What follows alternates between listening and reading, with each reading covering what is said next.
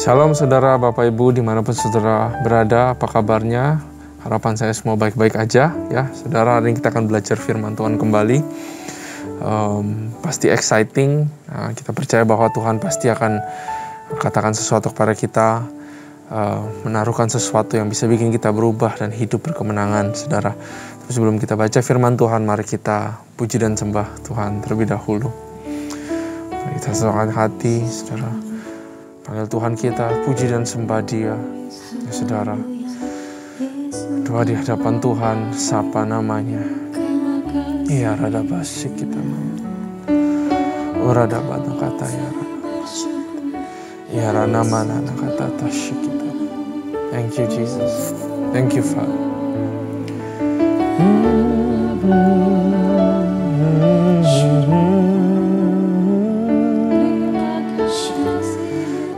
Terima kasih Tuhan, terima kasih Bapa, kebaikan-Mu Tuhan,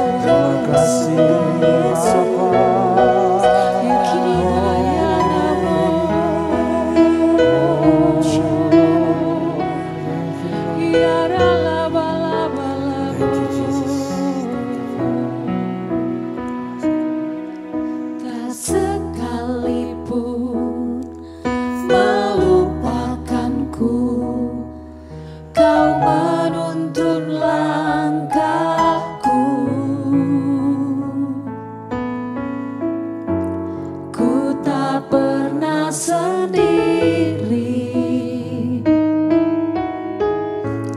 Kau tak tinggalkanku, tak sekalipun melupakanku.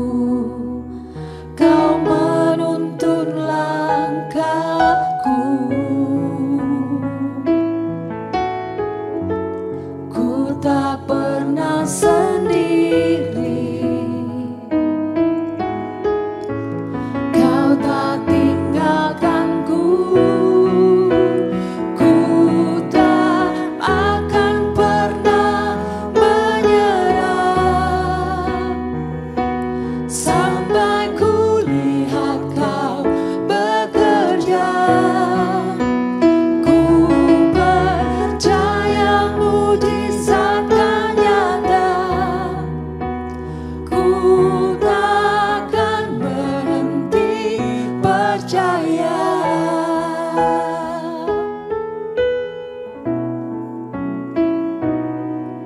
Tak sekalipun melupakanku, Kau menuntun langkahku, ku tak pernah sendiri, Kau tak tinggalkanku, tak sekalipun melupakanku. Kau menuntun langkahku, ku tak pernah sendiri, Kau tak tinggalkanku, ku tak akan pernah menyerah sampai ku lihat Kau bekerja.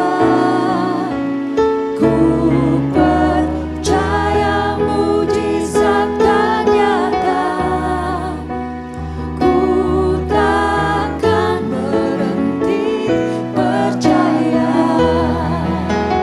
ku tak akan pernah menyerah sampai ku lihat Kau bekerja.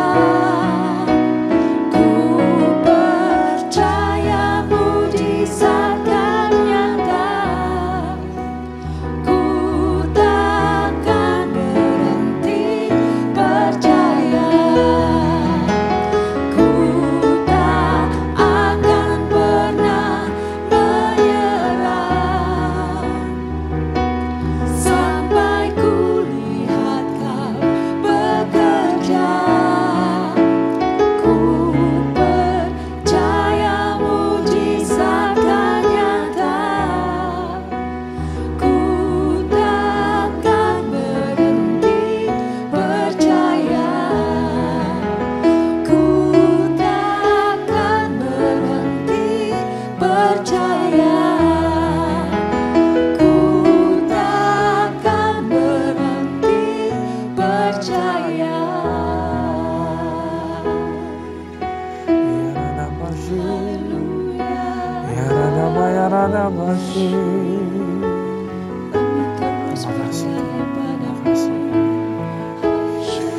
Terima kasih Tuhan, terima kasih Bapa buat kesempatan kami bisa memuji menyembah Engkau Tuhan. Sungguh Kau Tuhan yang besar, Kau Tuhan yang baik ya Tuhan. Bapak, kami sebentar mau belajar firman-Mu. Berikan kata-kata yang ajaib, yang baru Tuhan kepada kami semua. Urapi lidah bibir hamba-Mu Tuhan. Lindungi hamba-Mu di balik salib. Tuhan, biarkan kami semua boleh mengerti, dapat understanding, revelation from the Holy Spirit. Kami serahkan semuanya pada tangan-Mu, hanya dalam nama Tuhan Yesus.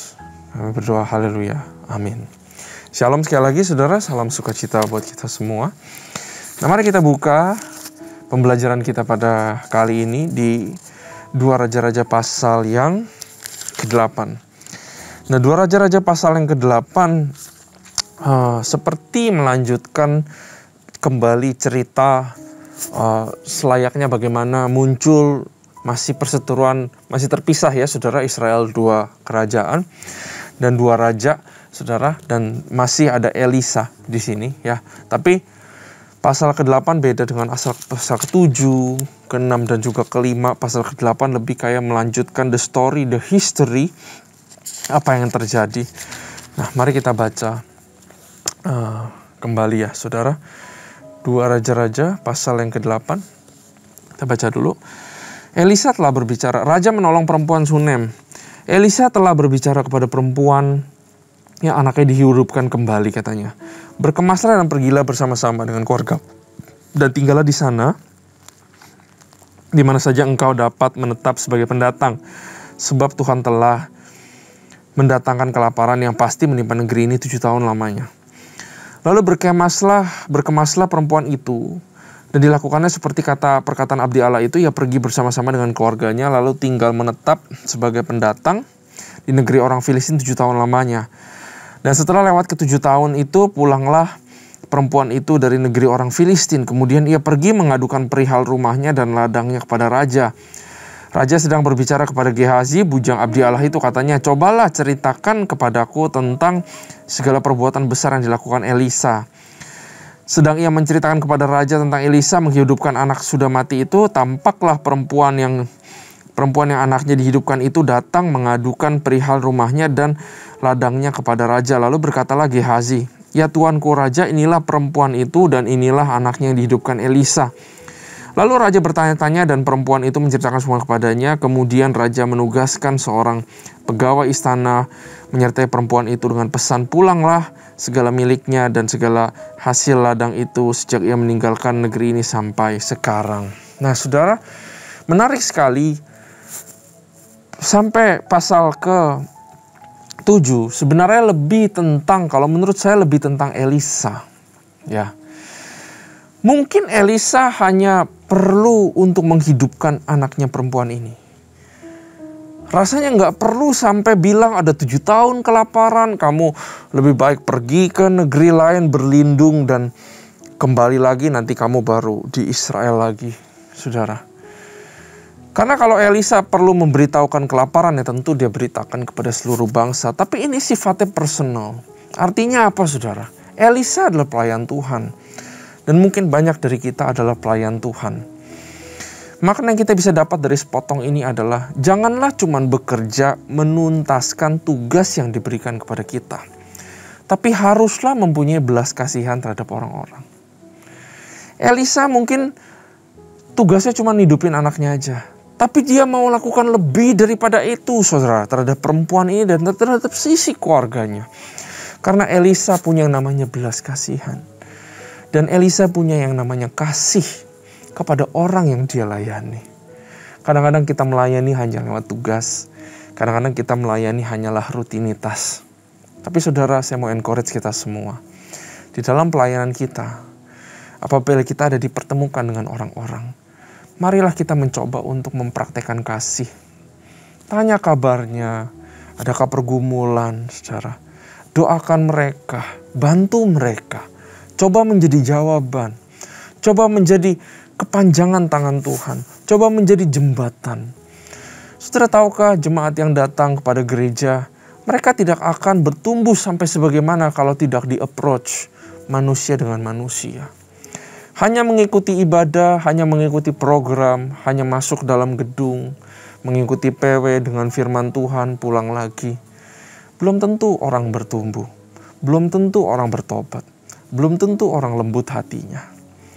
Tapi apabila kita approach dengan kasih, menunjukkan ketertarikan kepada dunianya, maka itu yang namanya ambassador of Christ. Ya, jadi jangan cuma pelayanan begitu aja, tapi milikilah belas kasihan kepada jiwa-jiwa. Amin, saudara. Nah, kita lanjut. Elisa di Damsyik. Ayat 7, Elisa masuk ke Damsyik. Dan pada waktu itu Ben-Hadad Raja Aram sedang sakit. Ketika dikabarkan kepada raja, sudah datang abdi Allah kemari, berkatalah ia kepada Hazael, ambillah persembahan, pergilah menyongsong abdi Allah itu dan mintalah petunjuk Tuhan dengan perantaraannya. Sembuhkan aku dari penyakit ini. Lalu pergilah Hazael menyongsong dia, diambilnyalah persembahan berupa segala barang yang indah dari Damsyik. Sebanyak muatan 40 ekor unta sudah sampai. Tampillah ia ke depan Elisa dan berkata, anakmu Ben-Hadad, Raja Aram menyuruh aku menanyakan kepadamu, apakah aku akan sembuh dari penyakit ini? Jawab Elisa kepadanya, pergilah, katakanlah kepadanya, pastilah engkau sembuh. Namun demikian Tuhan telah memperlihatkan kepadamu bahwa ia pasti mati dibunuh. Elisa menatap lama ke depan, lalu menangislah abdi Allah itu. Ya, kelihatan saudara, Elisa hatinya lembut.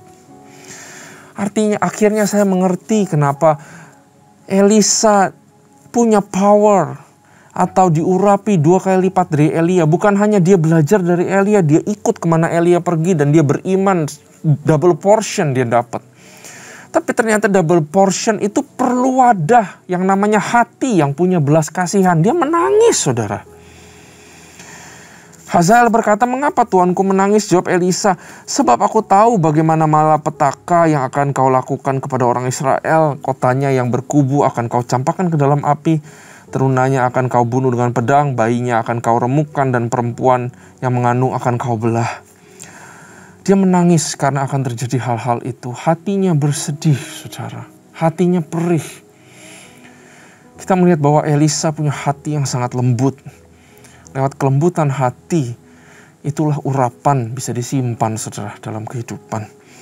Sesudah itu berkatalah Hazael, tetapi apakah hambamu ini yang tidak lain dari anjing saja sehingga ia dapat melakukan hal sehebat itu? Jawab, artinya gini, nggak mungkin aku ngelakuin itu, emang aku anjing. Ya. Jawab Elisa, Tuhan telah memperlihatkan kepadaku bahwa engkau akan menjadi raja atas Aram. Lalu ia pergi dan meninggalkan Elisa. Memang orang jahat, saudara. Lalu ia pergi dan meninggalkan Elisa, dan setelah ia sampai kepada tuannya, berkatalah raja kepadanya, apakah dikatakan Elisa kepadamu? Jawabnya, ia berkata kepadaku bahwa pastilah engkau sembuh. Tetapi keesokan harinya, ia mengambil sehelai selimut yang telah dicelupkan ke dalam air dan membentangkannya ke atas muka raja. Jadi matilah raja dan Hazael menjadi raja menggantikan dia. Dia bilang loh, aku mana mungkin melakukan hal itu. Tapi melakukan juga, saudara. Bahkan melakukan lebih cepat menurut saya. Karena belum sembuh mungkin rajanya. Tapi sudah dibunuh sama dia. Ini satu pelajaran yang kita bisa ambil, saudara. Bahwa kita harus belajar untuk jangan terjebak sehingga kita merasa kuat, saudara. Gak mungkin saya melakukan kesalahan itu. Gak mungkin saya selingkuh. Gak mungkin saya main kotor. Gak mungkin saya main sogok. Gak mungkin saya backstep orang. Gak mungkin ini, gak mungkin itu. Saya kan hamba Tuhan, saya pelayan Tuhan. Saya ikut Tuhan. Gak mungkin lah. Percaya sama saya, gak mungkin lah. Saudara, puji Tuhan kalau saudara tidak melakukannya. Tapi jangan kita mengumbar atau percaya kepada kekuatan kita. Karena saat kita percaya sama kekuatan kita dan kita bilang gak mungkin lah saya melakukan itu. Saya mau beritahu, manusia kita menjadi lengah, saudara. Dan saat lengah, iblis itu bisa hasut kita, bisa pakai kita, dan dia bisa jebak kita. Tapi teruslah berserah, saudara, kepada roh Tuhan. Bahwa sampai sekarang kalau kita masih berada di jalan yang benar, di jalan yang lurus, itu bukan karena kehebatan kita. Itu bukan karena kehebatan saudara. Tapi karena senantiasa roh Tuhan itu tinggal di dalammu dan senantiasa mengingatkan dirimu. Berjalanlah hari demi hari. Benar hari ini aja. Tunggu hari besok baru benar hari besok aja. Nggak usah bilang-bilang. Oh nanti saya nggak bakal melakukan ini. Saya nggak bakal melakukan itu. Ini adalah pesan Tuhan. Janganlah menjadi lengah. Tapi terus berikat pinggangkan kebenaran, saudara. Terus kuatkan manusia roh kita. Kalau kita bilang kita nggak mungkin itu, kadang-kadang kita lengah. Dan kita tidak menguatkan manusia roh kita, dan nanti bisa terjatuh sama seperti Hazael ini. Nah mari kita lanjut, saudara. Yoram Raja Yehuda. Dalam tahun kelima zaman Yoram anak Ahab, Raja Israel, ya. Jadi Yoram anak Ahab, pada waktu itu Yosafat adalah Raja Yehuda. Jadi Yoram dan Yosafat. Yoram Raja Israel, Yosafat Raja Yehuda.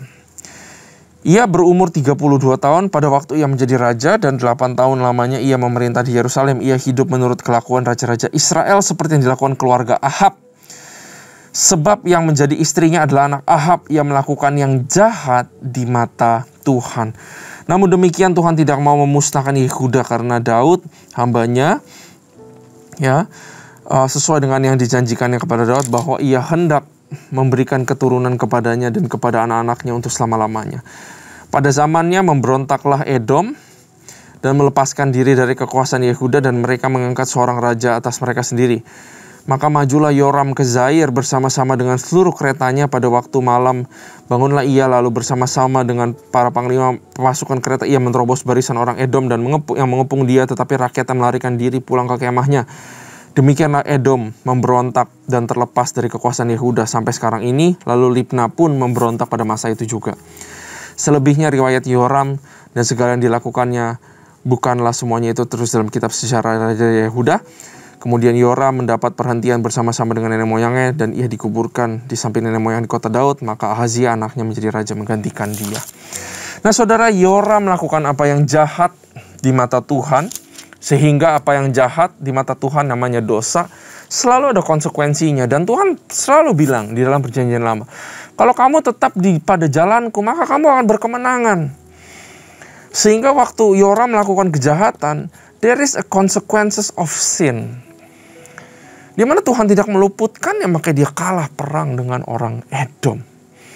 Kenapa dia bisa berbuat jahat di mata Tuhan? Karena kawin campur, saudara. Karena dia mengawini anak dari keluarga Ahab. Sehingga dia kawin campur. Kenapa Tuhan tidak suka kawin campur? Karena ada yang namanya value yang menjadi campur. Value yang berlawanan dengan kebenaran. Saudara, Jadi, saudara, apabila seorang suami dan seorang istri, baiklah satu agama, satu kepercayaan. Jangan sampai ada dua value yang saling tarik-menarik. Karena pasti akan menimbulkan yang namanya konflik. Nilai Tuhan dan nilai dunia janganlah kita campur jadi satu, saudara. Ibaratnya kalau saudara punya air bersih dan air kotor. Kalau saudara campur, siapa yang menjadi kotor? Yang menjadi kotor adalah air bersih. Gak pernah yang kotor itu menjadi bersih, betul? Selalu yang bersihlah yang menjadi kotor. Tuhan sudah tahu ini. Makanya Tuhan tidak pengen mereka sebenarnya kawin campur. Ada value ganda. Bukan cuma soal ngomongin pasangan, tapi juga buat kita pribadi lepas pribadi. Kita nggak boleh hari Minggu haleluya, tapi Senin sampai Jumat percaya dengan nilai-nilai dunia. Kita nggak boleh percaya firman Tuhan, tapi juga percaya cara-cara dunia. Value itu jangan dicampur. Karena Tuhan tidak berkenan terhadap orang-orang yang seperti ini. Amin, saudara. Nah, Ahazia Raja Yehuda dalam tahun ke-12 zaman Yoram anak Ahab Raja Israel, Ahazia anak Yoram Raja Yehuda menjadi raja. Ia berumur 22 tahun pada waktu ia menjadi raja, dan setahun lamanya ia memerintah di Yerusalem. Nama ibunya ialah Atalia cucu Omri Raja Israel. Ia hidup menurut kelakuan keluarga Ahab, dan ia melakukan apa yang jahat di mata Tuhan, sama seperti keluarga Ahab, sebab ia adalah seorang yang menantu dari keluarga itu. Ia pergi bersama-sama Yoram bin Ahab untuk berperang melawan Hazael Raja Alam di Ramot Gilead, tetapi orang Aram melukai Yoram. Kemudian pulanglah Raja Yoram ke Yisrael supaya diobati luka-lukanya yang ditimbulkan orang Aram di Rama pada waktu ia berperang melawan Hazael Raja Aram. Dan Ahazia Raja Yoram Raja Yehuda pergi menjenguk Yoram bin Ahab di Israel karena dia sakit. Jadi kita bisa lihat bahwa selanjutnya terus raja-raja Israel akan silih berganti, saudara. Dan tidak ada satupun, saudara. Kalaupun ada, saudara, tidak sempurna. Dan kebanyakan dari mereka itu berbuat jahat di mata Tuhan. Sampai nanti akhirnya kita akan tahu bahwa akan ada pembuangan bangsa Israel. Telah dibuktikan sama Tuhan bahwa kalau nggak ikut Tuhan, nggak ada yang bisa berjalan. Nothing works if you don't follow God. Apakah saudara kita masih mau berbuat dosa? Sama seperti raja-raja ini. Apakah kita masih mau melenceng dari jalannya Tuhan? Atau mau serius berjalan sama Tuhan? Ini adalah peringatan sangat keras, saudara. Raja-raja kasih kita pengetahuan bahwa kalau saudara nggak 100% sama Tuhan, maka kehidupanmu 100% nggak akan works. Hanya orang-orang yang 100% sama Tuhan, hanya orang-orang seperti itulah yang diberkati, dipelihara Tuhan sampai mati. Makanya janganlah kita menyimpang ke kiri dan ke kanan. Marilah kita jalan lurus. Satu pertandingan iman yang telah diberikan kepada Tuhan. Satu tiket masuk ke dalam perlombaan iman itu diberikan secara gratis sama Tuhan. Jangan sia-siakan itu, saudara. Marilah kita bertobat. Dan marilah kita benar-benar ikut Tuhan 100%. Jangan ke kiri dan jangan ke kanan. Dan janganlah lagi berbuat dosa. Aku percaya, saudara, apabila kita bersama Tuhan 100%, maka everything will works. Segala sesuatunya akan berjalan. Karena Tuhanlah yang menaungi dan memelihara kita, saudara. Amin. Terima kasih Tuhan buat firman ini. Kami bersyukur kami punya Allah yang walaupun di dalam kejelekan kami, ke dalam keberdosaan kami, bahwa Kau tetap ada mengasihi kami dan Kau tetap menunggu kami, Tuhan.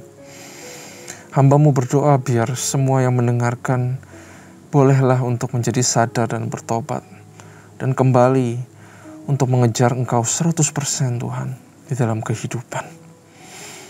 Karena kami tahu saat kami justru lari kepada dosa, maka dosa itu akan merusak. Tapi kalau kami lari kepada Kamu, maka kami percaya everything will works 100%. Terima kasih Tuhan buat firman-Mu. Kami telah belajar banyak. Hanya di dalam nama Tuhan Yesus kami berdoa. Haleluya. Amin. Tuhan Yesus memberkati.